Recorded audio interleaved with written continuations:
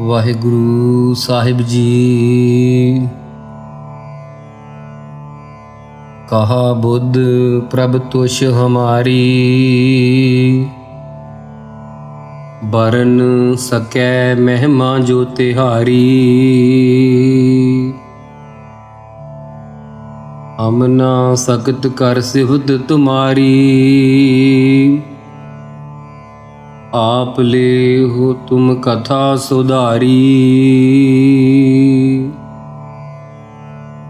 हम ना सकत कर सिफत तुम्हारी,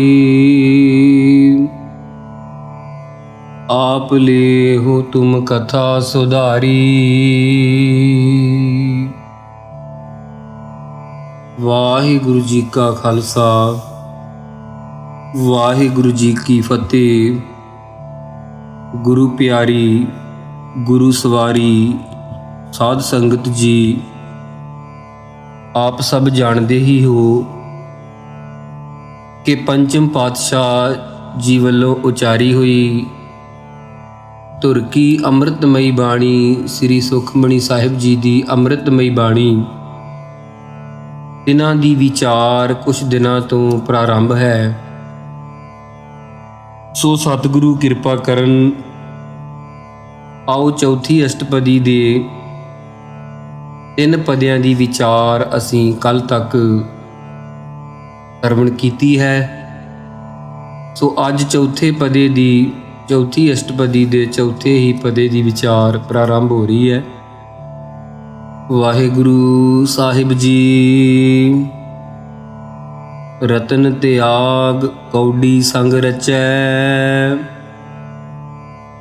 फिर कहंदे हन हे जीव देख रतन परमेश्वर गुर का शब्द रतन है।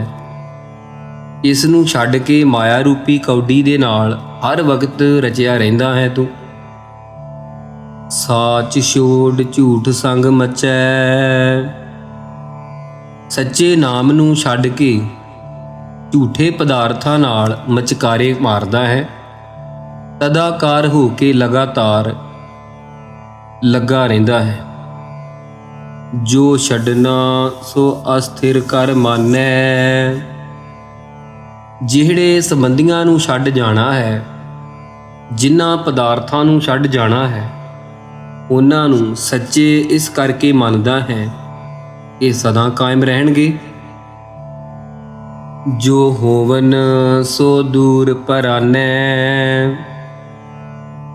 साहिब कहंदे ने भाई अते जिहड़ी मौत होण वाली है, पता है कि मरना सच है, जीवना झूठ है।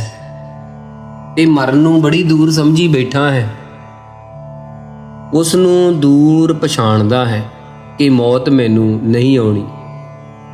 मैं ना मरो मरबो संसारा। ये जीव भुलेखा खा रहा है कि मैनू मौत तां नहीं आउणी।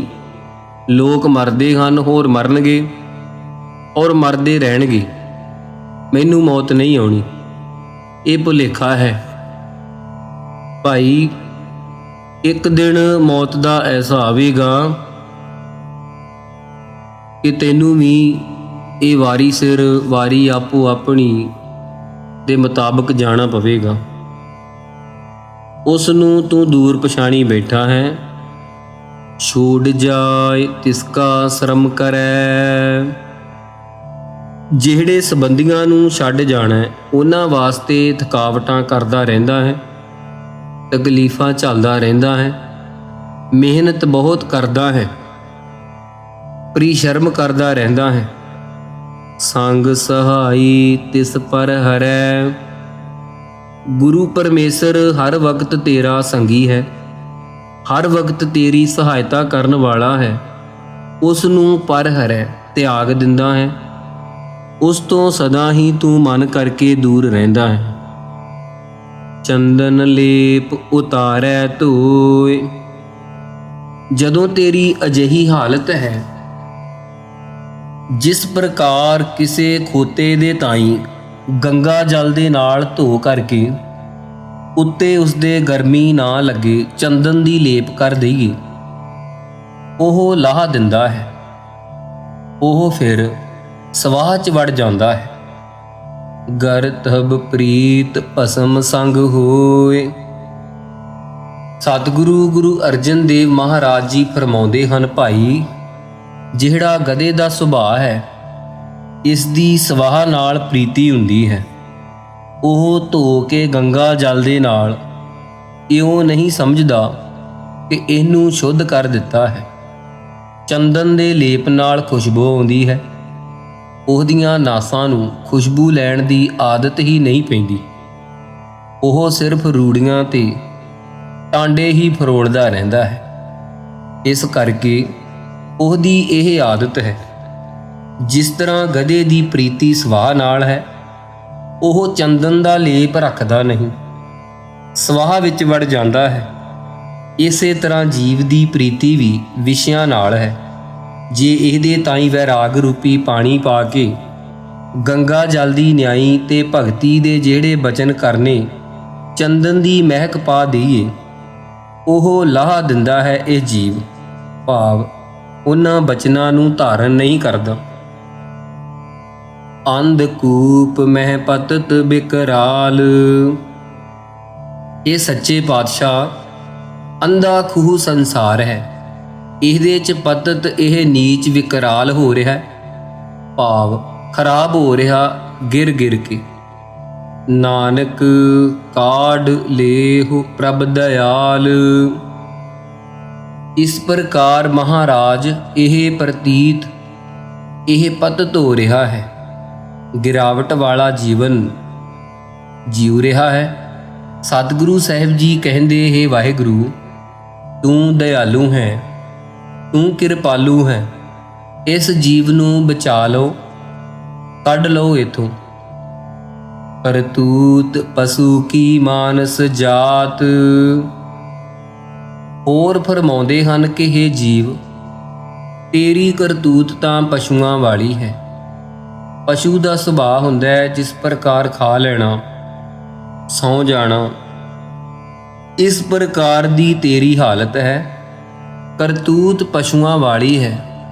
ਮਨੁੱਖਾ ਜਨਮ ਤੈਨੂੰ ਜਾਤ ਮਿਲ ਗਈ। ਪਸ਼ੂਆਂ ਦੇ ਹੱਡ ਵਧੇ ਹੋਏ ਸੀ, ਮਨੁੱਖਾਂ ਦੇ ਚੰਮ ਵਧੇ ਹੋਏ ਸੀ। ਤੈਨੂੰ ਪਸ਼ੂਆਂ ਦੇ ਤਾਈਂ ਮਨੁੱਖਾਂ 'ਚ ਵਲੇਟਿਆ ਹੋਇਆ ਇਹ ਹਾਲਤ ਹੈ।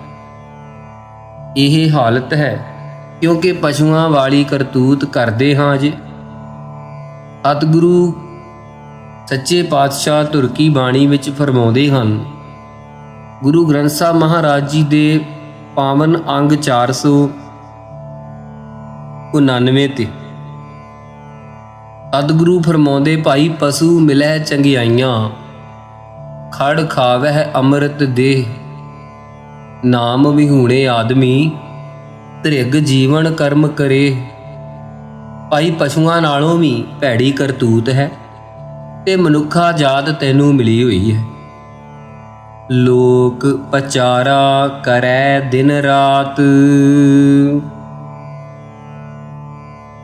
ਸਾਧ ਸੰਗਤ ਜੀ, ਇੱਥੇ ਲੋਕ ਪਚਾਰਾ ਕਰੈ ਜਿੱਥੇ ਆਵੇਗਾ ਉੱਥੇ ਕਰੇ ਨਹੀਂ ਹੈ। ਅਸੀਂ ਕਰੇ ਪੜ੍ਹ ਜਾਂਦੇ ਹਾਂ, ਕਰੇ ਲਾਮ ਲੱਗੇਗੀ ਰਾਰੇ ਨੂੰ, ਫਿਰ ਕਰੇ ਪੜ੍ਹ ਹੋਵੇਗਾ। ਇੱਥੇ ਇੱਕ ਮਾਤਰਾ ਘਟ ਗਈ ਜੀ, ਅਸੀਂ ਕਰੇ ਪੜਾਂਗੇ। ਜੋ ਪੂਰਨ ਮਾਤਰਾ ਲੱਗੀ ਹੈ ਉਹ ਦੁਲਾਵਾਂ ਹਨ।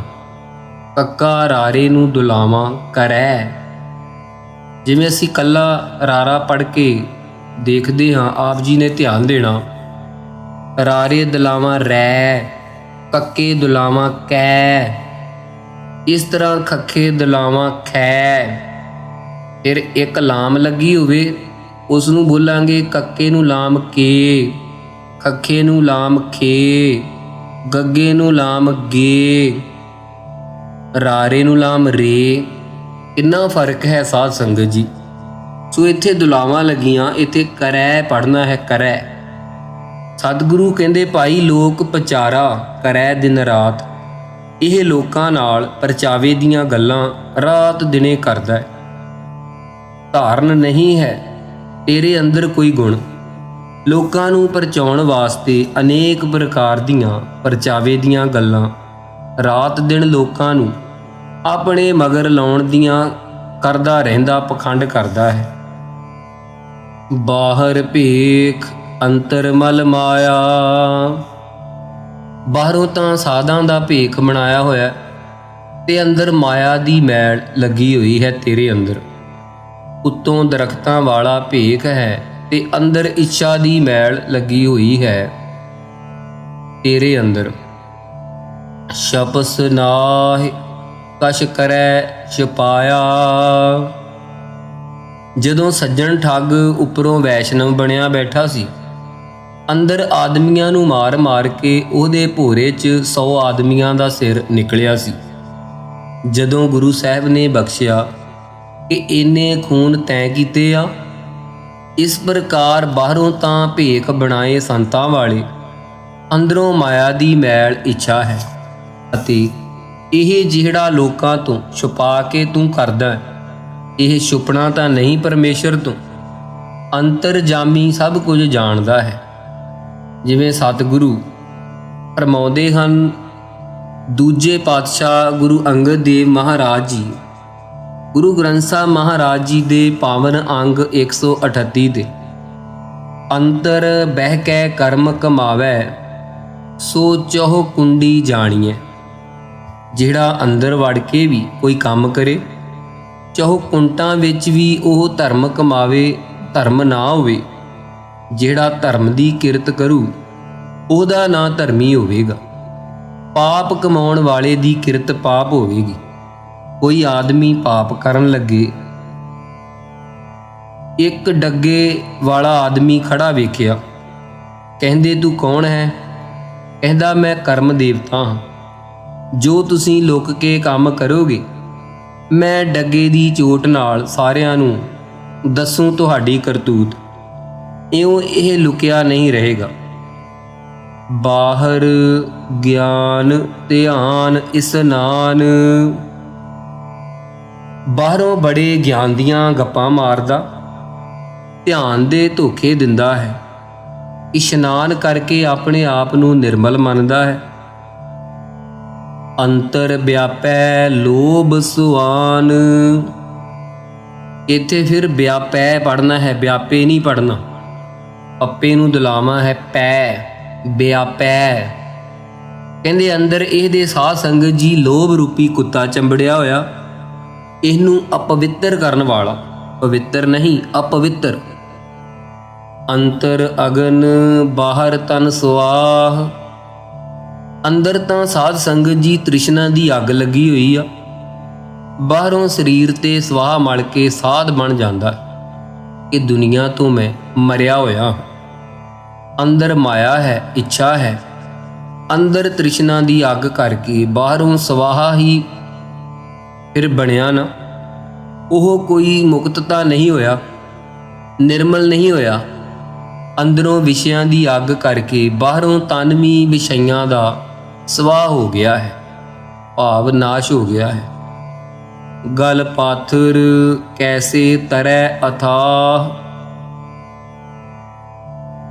ਇੱਥੇ ਹੁਣ ਜਿੱਥੇ ਅਥਾਹ ਆਇਆ ਹੈ, ਇੱਥੇ ਅਥਾਹ ਨਹੀਂ ਕਹਿਣਾ, ਕਿਉਂਕਿ ਜੇ ਅਥਾਹ ਕਵਾਂਗੇ ਤੇ ਇੱਕ ਮਾਤਰਾ ਵੱਧ ਜਾਵੇਗੀ। ਉਹ ਕਿਹੜੀ? ਹਾਹੇ ਨੂੰ ਕੰਨਾ ਲੱਗ ਜਾਵੇਗਾ, ਕਿਉਂਕਿ ਹਾਹਾ ਮੁਕਤਾ ਹੈ, ਐੜਾ ਮੁਕਤਾ ਹੈ, ਥੱਥੇ ਨੂੰ ਕੰਨਾ ਹੈ, ਫਿਰ ਹਾਹਾ ਮੁਕਤਾ ਹੈ। ਇਹ ਪੜ੍ਹਨਾ ਹੈ ਅਥਾਹ।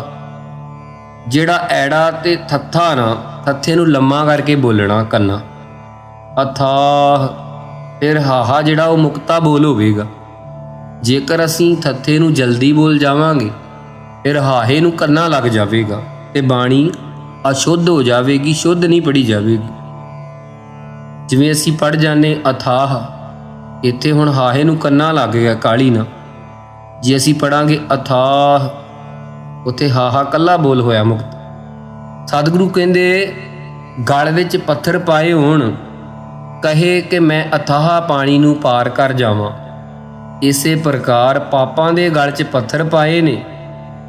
ਬੇਅਥਾਹ ਜਿਹੜਾ ਸੰਸਾਰ ਸਮੁੰਦਰ ਹੈ, ਇਸ ਤੋਂ ਕਿਵੇਂ ਤਰੇਗਾ ਭਾਈ? ਨਹੀਂ ਤਰਿਆ ਜਾਣਾ। ਜਾ ਕੇ ਅੰਤਰ ਬਸੈ ਪ੍ਰਭ ਆਪ। ਇਹ ਭਾਈ ਜਿਨ੍ਹਾਂ ਦੇ ਅੰਦਰ ਮੇਰਾ ਵਾਹਿਗੁਰੂ ਆਪ ਵਸ ਜਾਵੇਗਾ। ਸਤਿਗੁਰੂ ਜੀ ਕਹਿੰਦੇ ਹਨ, ਨਾਨਕ ਤੇ ਜਨ ਸਹਿਜ ਸਮਾਤ। ਉਹ ਸਤਿਗੁਰੂ ਜੀ ਕਹਿੰਦੇ ਸਿੱਧੇ ਪਰਮੇਸ਼ਰ 'ਚ ਸਮਾ ਜਾਂਦੇ, ਅਭੇਦ ਹੋ ਜਾਂਦੇ ਹਨ। ਸੁਨ ਅੰਧਾ ਕੈਸੇ ਮਾਰਗ ਪਾਵੈ। ਵਾਹਿਗੁਰੂ ਅੱਗੇ ਅਰਦਾਸ ਕਰਨ ਦੀ ਜਾਚ ਦੱਸਦੇ ਆ, हे ਪਰਮੇਸ਼ਰ ਅੰਤਰਜਾਮੀ, ਜੇ ਅੰਨੇ ਨੂੰ ਕਹੀਏ ਸੁਣ ਕੇ ਆਹ ਰਾਹ ਜਾਂਦਾ ਤੁਰਿਆ ਜਾ, ਉਹ ਕਿਸ ਪ੍ਰਕਾਰ ਰਸਤਾ ਪਾਵੇ। ਉਸ ਨੂੰ ਸਮਝ ਨਹੀਂ ਪੈਂਦੀ ਕਿੱਧਰ ਨੂੰ ਜਾਣਾ ਹੈ। ਕਰ ਗਹਿ ਲੇਹ ਓੜ ਨਿਭਾਵੈ।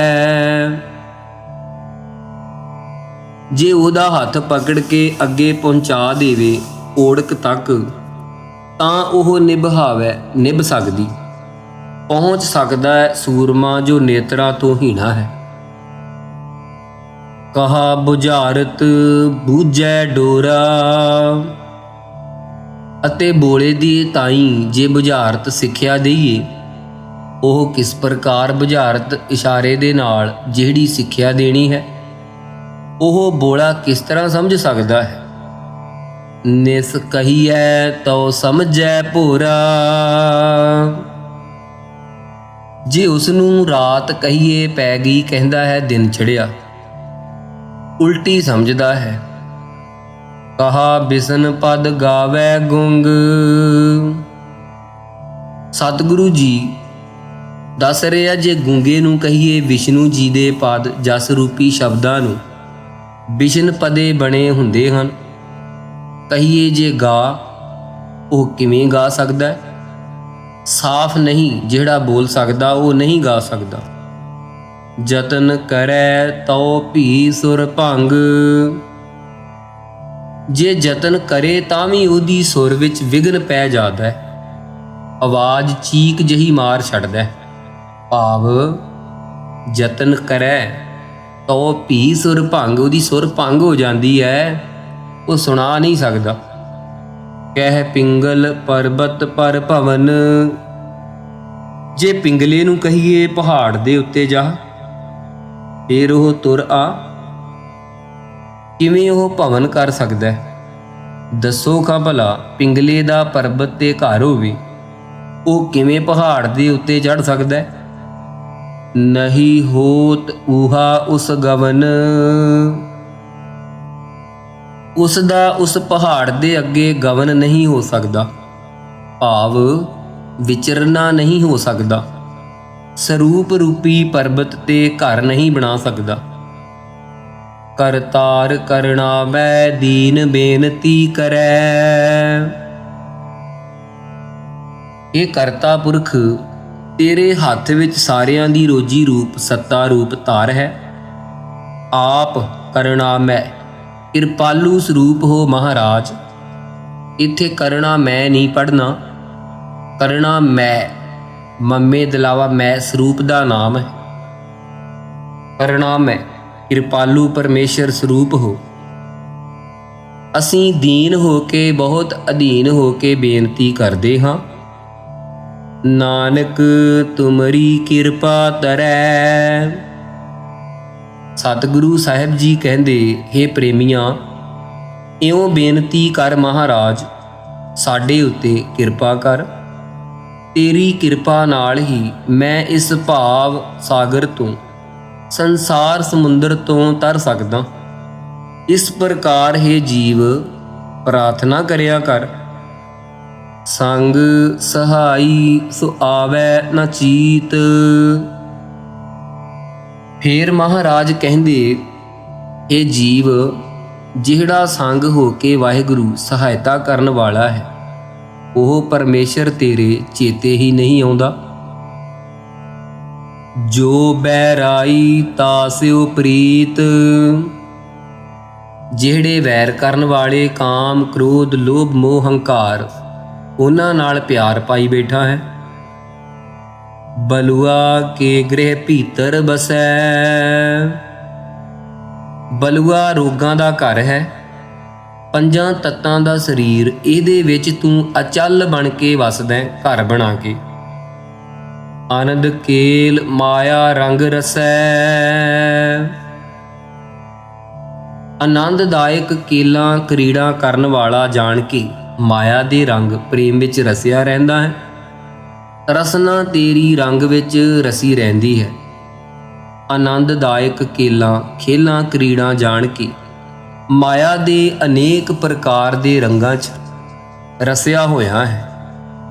ਸਤਿਗੁਰੂ ਜੀ ਫਰਮਾਉਂਦੇ ਹਨ, ਗੁਰਬਾਣੀ ਸਾਹਿਬ ਜੀ ਦਾ ਪਾਵਨ ਅੰਗ 417 ਤੇ ਕਹਾ ਸੋ ਖੇਲ ਤਬੇਲਾ ਘੋੜੇ, ਕਹਾ ਭੇਰੀ ਸਹਿਨਾਈ, ਕਹਾ ਸੋ ਤੇਗ ਬੰਦ ਗਾ ਡੇਰੜ, ਕਹਾ ਸੋ ਲਾਲ ਕਵਾਈ। ਇਹ ਸਾਰੀਆਂ ਸ਼ਾਈ ਮਾਈ ਹੋ ਜਾਣ ਵਾਲੀਆਂ ਚੀਜ਼ਾਂ ਹਨ। ਤੂੰ ਮਾਇਆ ਦੇ ਰਸਾਂ 'ਚ ਰਸਿਆ ਹੋਇਆ ਹੈ। ਦ੍ਰਿੜ ਕਰ ਮਾਨੈ ਮਨਹਿ ਪ੍ਰਤੀਤ, ਇਹ ਪੱਕੀ ਦ੍ਰਿੜ ਕਰਕੇ ਭਰੋਸਾ ਵੀ ਕਿ ਮਾਇਆ ਮੇਰੇ ਨਾਲ ਜਾਊ, ਪਰ ਲੋਕ 'ਚ ਇਉਂ ਮੰਨੀ ਬੈਠਾ ਹੈ ਤੂੰ। ਕਾਲ ਨ ਆਵੈ ਮੂੜੇ ਚੀਤ, ਇਸ ਤਰ੍ਹਾਂ ਬੇਸਮਝਾ ਤੇਰੇ ਕਾਲ ਦਾ ਅੰਤ ਦਾ ਸਮਾਂ ਚੇਤੇ ਨਹੀਂ ਆਉਂਦਾ।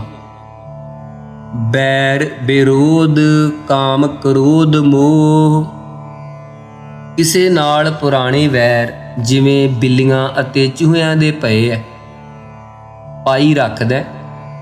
ਕਈਆਂ ਕੁਲਾਂ ਦੇ ਪੁਰਾਣੇ ਹੀ ਵੈਰ ਪਾਏ ਹੋਏ ਨੇ, ਕਈਆਂ ਨਾਲ ਨਵੇਂ ਵਿਰੋਧ ਪਾ ਲੈਣਾ। ਕਦੇ ਕਾਮ ਦੇ ਫੁਰਨੇ 'ਚ ਮਰ ਜਾਂਦਾ, ਕਦੇ ਕ੍ਰੋਧ 'ਚ ਡੁੱਬ ਜਾਂਦਾ, ਮੋਹ ਵਿੱਚ ਨਾਸ ਹੋ ਜਾਂਦਾ। ਝੂਠ ਬੇਕਾਰ ਮਹਾ ਲੋਭ ਤਰੋਹ, ਕਦੇ ਰਾਤ ਦਿਨੇ ਝੂਠ ਦੀ ਪੰਡ ਹੀ ਚੱਕੀ ਫਿਰਦਾ। ਵਿਕਾਰਾਂ ਦੇ ਗਲ ਵਿੱਚ ਪੱਥਰ ਬੰਨੀ ਫਿਰਦਾ। ਬੜਾ ਭਾਰੀ ਲੋਭ ਹੈ ਤੇਰੇ ਅੰਦਰ ਜੋੜਨ ਦਾ, ਬੜੇ ਧਰੋਹ ਧੋਖੇਬਾਜ਼ੀ ਸਾਰਿਆਂ ਨਾਲ ਕਰਦਾ ਫਿਰਦਾ। ਇਆਹੂ ਜੁਗਤ ਬਿਹਾਨੇ ਕਈ ਜਨਮ,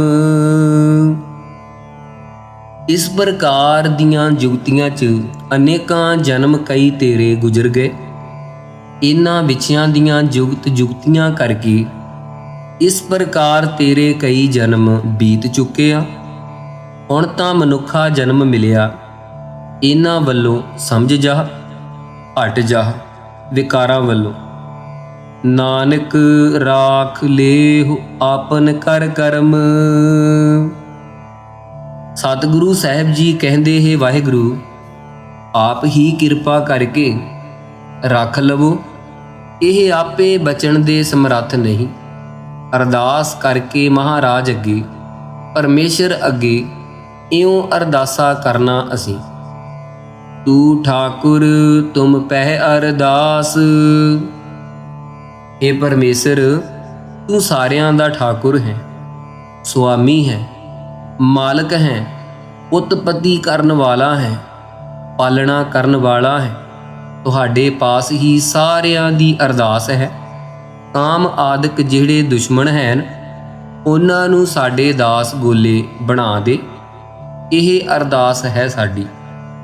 ਜੀਓ ਪਿੰਡ ਸਭ ਤੇਰੀ ਰਾਸ, ਜਿਹੜਾ ਜੀਵ ਸੂਖਮ ਸਰੀਰ ਹਨ ਜੀਵਾਂ ਦੇ, ਪਿੰਡ ਸਥੂਲ ਸਰੀਰ ਹੈ, ਇਹ ਸਭ ਤੇਰੀ ਰਾਸ ਪੂੰਜੀ ਦਿੱਤੀ ਹੋਈ ਹੈ ਸਾਨੂੰ। ਤੁਮ ਮਾਤ ਪਿਤਾ ਹਮ ਬਾਰਿਕ ਤੇਰੇ,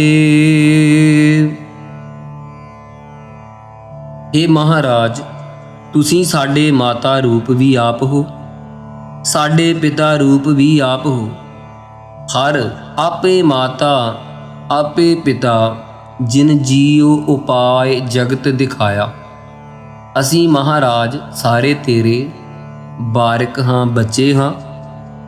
ਤੁਮਰੀ ਕਿਰਪਾ ਮਹਿ ਸੂਖ ਕਨੇਰੇ, ਇਹ ਅੰਤਰਜਾਮੀ ਜੇ ਆਪ ਜੀ ਦੀ ਕਿਰਪਾ ਦ੍ਰਿਸ਼ਟੀ ਹੋਵੇ ਤਾਂ ਆਪ ਦੀ ਕਿਰਪਾ ਦ੍ਰਿਸ਼ਟੀ ਘਣੇ ਸੁੱਖਾਂ ਦੀ ਪ੍ਰਾਪਤੀ ਹੁੰਦੀ ਹੈ।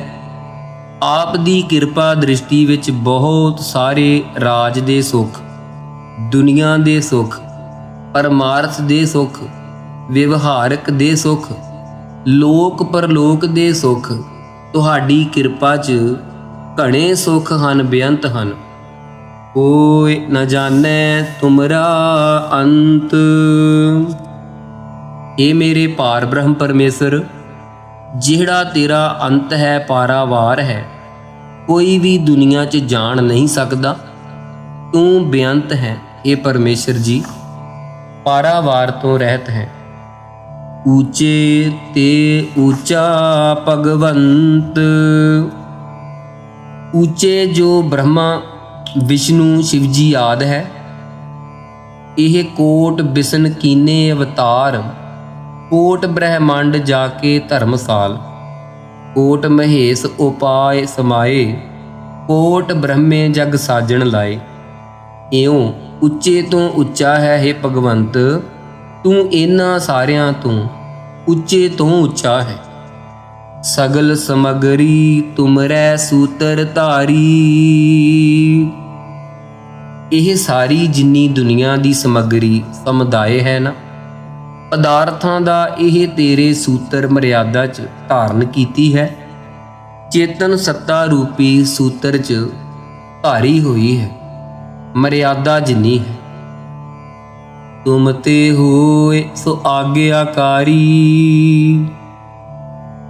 ਇਹ ਮਹਾਰਾਜ ਆਪ ਦੀ ਵੱਲੋਂ ਹੋ ਰਹੀ ਹੈ ਸਾਰੀ ਰਚਨਾ। ਸੋ ਆਗਿਆਕਾਰੀ ਜਾਂ ਆਗਿਆ ਕਰਨ ਵਾਲੀ ਜਿਹੜੀ ਤੇਰੀ ਮਾਇਆ ਹੈ, ਉਹਦੇ ਕਰਕੇ ਹੋ ਰਹੀ ਹੈ ਜਾਂ ਤੇਰੇ ਕਰਕੇ ਹੋ ਰਹੀ ਹੈ। ਤੁਮ ਤੇ ਹੋਏ, ਜੋ ਹੋ ਰਿਹਾ ਮਹਾਰਾਜ ਤੇਰੇ ਵੱਲੋਂ ਹੋ ਰਿਹਾ। ਸੋ ਜਿਹੜੀ ਮਾਇਆ ਕਾਹਦੀ, ਉਹ ਵੀ ਤੇਰੀ ਆਗਿਆਕਾਰਨੀ ਹੈ। ਤੇਰੇ ਹੁਕਮ ਤੋਂ ਬਗੈਰ, ਹੁਕਮ ਬਿਨਾ ਨ ਝੂਲੇ ਪਾਤਾ, ਹੋਵਹਿ ਸੋ ਜੋ ਕਰਹਿ ਵਿਧਾਤਾ। ਅਸੀਂ ਮਹਾਰਾਜ ਆਪ ਦੇ ਆਗਿਆਕਾਰੀ ਹਾਂ, ਜੋ ਆਪ ਦੇ ਵੱਲੋਂ ਹੋਵੇ ਉਹ ਭਾਣਾ ਮੰਨਦੇ ਹਾਂ। ਤੁਮਰੀ ਗਤ ਮਿਤ ਤੁਮ ਹੀ ਜਾਨੀ, ਆਪ ਦੀ ਗਤ ਪ੍ਰਾਪਤੀ ਦੀ ਜਿਹੜੀ ਮਿਤ ਮਰਿਆਦਾ ਹੈ, ਇਹ ਪਰਮੇਸ਼ਰ ਵਾਹਿਗੁਰੂ ਜੀ ਉਸ ਨੂੰ ਆਪ ਜੀ ਨੇ ਆਪ ਹੀ ਜਾਣਨਾ ਕੀਤਾ ਹੈ। ਨਾਨਕ ਦਾਸ ਸਦਾ ਕੁਰਬਾਨੀ, ਸਤਿਗੁਰੂ ਸਾਹਿਬ ਜੀ ਕਹਿੰਦੇ ਦਾਸਾ ਭਾਵ ਧਾਰ ਕੇ हे ਪਰਮੇਸ਼ਰ, ਆਪ ਤੋਂ ਸਦਾ ਸਦਾ ਕੁਰਬਾਨ ਜਾਈਏ, ਬਲਹਾਰ ਜਾਈਏ। ਇਸ ਤਰ੍ਹਾਂ ਅਰਦਾਸ ਕਰੀਏ ਮਹਾਰਾਜ ਅੱਗੇ। ਸੋ ਸਾਧ ਸੰਗਤ ਜੀ, ਇਹ ਸੀ ਚੌਥੀ ਅਸ਼ਟਪਦੀ ਤੱਕ ਵਿਚਾਰ ਦੀ ਸੰਪੂਰਨਤਾ। ਸੋ ਸਤਿਗੁਰੂ ਕਿਰਪਾ ਕਰਨ, ਕੱਲ ਨੂੰ ਫਿਰ ਅਸੀਂ ਪੰਜਵੀਂ ਅਸ਼ਟਪਦੀ ਦਾ ਸ਼ਲੋਕ ਪ੍ਰਾਰੰਭ ਵਿਚਾਰ ਸਮੇਤ ਕਰਾਂਗੇ। ਸੋ ਅੱਜ ਇੱਥੇ ਹੀ ਸਮਾਪਤੀ ਹੈ। ਗੁਰਬਾਣੀ ਗਾਉਂਦਿਆਂ, ਗੁਰਬਾਣੀ ਲਗਾ ਮਾਤਰਾ ਬਿੰਦੀਆਂ ਟਿੱਪੀਆਂ ਕੰਨੇ ਸਿਹਾਰੀ ਬਿਹਾਰੀ ਉਚਾਰਦਿਆਂ ਔਰ ਵਿਚਾਰ ਕਰਦਿਆਂ ਏਕ ਨਹੀਂ ਅਨੇਕਾਂ ਪ੍ਰਕਾਰ ਦੀਆਂ ਗਲਤੀਆਂ ਹੋ ਜਾਂਦੀਆਂ ਹਨ। ਸਤਿਗੁਰੂ ਧੰਨ ਸ੍ਰੀ ਗੁਰੂ ਗ੍ਰੰਥ ਸਾਹਿਬ ਮਹਾਰਾਜ ਜੀ ਬਖਸ਼ਣਹਾਰ ਪਿਤਾ ਹਨ। ਬਖਸ਼ ਲੈਣ। ਅੱਗੇ ਤੋਂ ਸੁੱਧ ਸਪਸ਼ਟ ਵਿਚਾਰ, ਸੁੱਧ ਸਪਸ਼ਟ ਗੁਰਬਾਣੀ ਉਚਾਰਨ ਦੀ ਸਮਤ ਉਦਮ ਔਰ ਬਲ ਬਖਸ਼ਣ। ਆਪ ਸਾਧ ਸੰਗਤ ਜੀ ਜਿਤਨੇ ਵੀ ਗੁਰੂ ਚਰਨਾਂ ਵਿੱਚ ਹਾਜ਼ਰ ਹੋ ਕੇ, ਭਾਵ ਸ਼ਬਦ ਦੇ ਨਾਲ ਹਾਜ਼ਰ ਹੋ ਕੇ ਸਰਵਣ ਕਰ ਰਹੇ ਹੋ, ਆਪ ਵੀ ਬਖਸ਼ਣਹਾਰ ਹੋ, ਬਖਸ਼ ਲੈਣਾ। ਸਾਧ ਸੰਗਤ ਬਹੁਤ ਵੱਡੀ ਹੁੰਦੀ ਹੈ, ਸਾਧ ਸੰਗਤ ਦਾ ਦਰਜਾ ਬੜਾ ਉੱਚਾ ਹੈ। ਸੋ ਆਓ ਇਸ ਚੌਥੀ ਅਸ਼ਟਪਦੀ ਦੀ ਸਮਾਪਤੀ ਦੀਆਂ ਪੰਕਤੀਆਂ ਅਸੀਂ ਗਾਇਨ ਕਰ ਲਈਏ। ਆਪ ਸਰਵਣ ਕਰੋ ਜੀ। ਤੁਮਰੀ ਗਤ ਮਿਤ ਤੁਮ ਹੀ ਜਾਨੀ, ਨਾਨਕ ਦਾਸ ਸਦਾ ਕੁਰਬਾਨੀ।